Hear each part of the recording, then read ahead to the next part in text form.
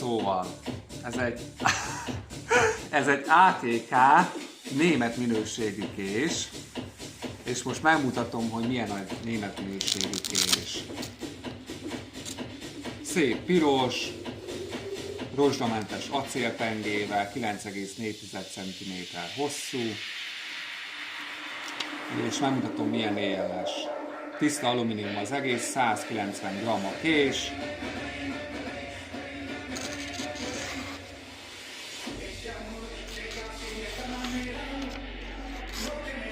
Szóval így ilyen a kés. Aki szeretne egy jó kést, annak ez megfelelő, mivel az ára is 9000 forint. Hát jó, nem mindig sikerül levágni rendesen.